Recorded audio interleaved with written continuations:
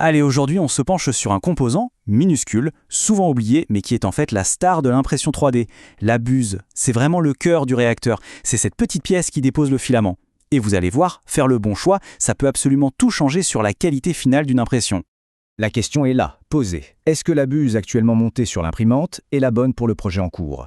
Parce que c'est souvent ça le détail qui fait la différence entre un objet parfaitement réussi et, un échec assez frustrant. Alors voyons ensemble comment ne plus jamais se tromper. Bon, pour commencer, il y a une première caractéristique absolument fondamentale à prendre en compte, c'est le diamètre de la buse. Et c'est là que se joue le premier grand dilemme. Est-ce qu'on privilégie la finesse des détails ou la vitesse d'impression? Imaginez le tableau. D'un côté, on a les petites buses, celles qui vont permettre de sortir des détails incroyablement fins, parfaites pour des figurines par exemple.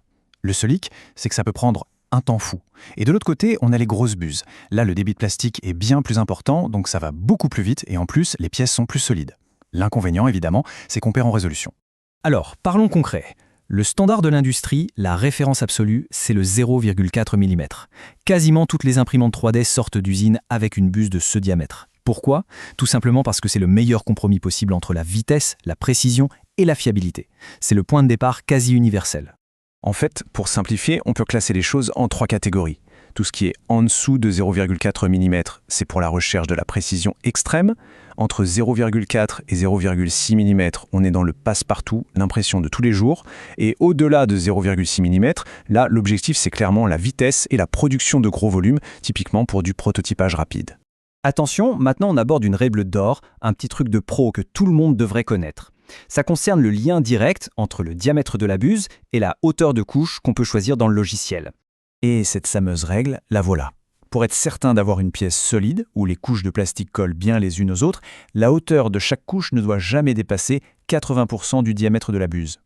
Prenons un exemple tout bête. Avec une buse de 0,4 mm, on ne montera pas au-dessus de 0,32 mm de hauteur de couche. C'est vraiment la clé pour garantir une bonne cohésion de l'objet. Voilà pour le diamètre. Mais ce n'est que la moitié de l'histoire.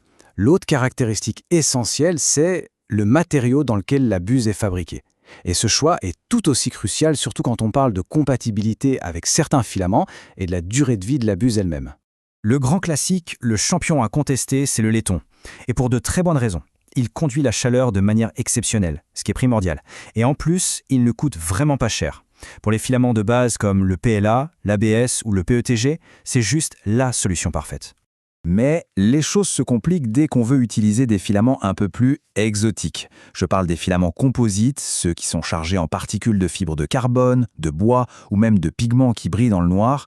Tous ces ajouts, en fait, agissent comme du papier de verre à l'intérieur de la buse. Et cette citation, elle est juste hallucinante. Il faut bien se rendre compte de ce que ça veut dire. Une seule et unique bobine de 750 grammes de filament carbone peut complètement user, détruire jusqu'à 3 buses en laiton. L'usure est tellement rapide que ça rend le laiton totalement inutilisable pour ces applications. Heureusement, il y a une solution et elle est redoutable d'efficacité. C'est l'acier trempé. Ce matériau, c'est une véritable forteresse. Il est conçu spécifiquement pour résister à cette abrasion intense. On parle d'une durabilité qui peut être 10 fois supérieure à celle du laiton. C'est tout simplement indispensable pour imprimer ces filaments exigeants. Alors, si on résume un peu les options, le laiton, c'est le roi de la conductivité thermique parfait pour les matériaux de base. L'acier inoxydable, lui, son gros avantage, c'est qu'il est apte au contact alimentaire car il ne contient pas de plomb. L'acier trempé, on l'a vu, c'est le tank, l'assurance anti-usure pour les filaments abrasifs. Et enfin, le cuivre nickelé, c'est une option plus haut de gamme, super pour sa surface anti-adhérente et sa résistance aux très hautes températures, mais il est aussi plus cher. Bon, maintenant qu'on a vu les bases, on va monter d'un cran.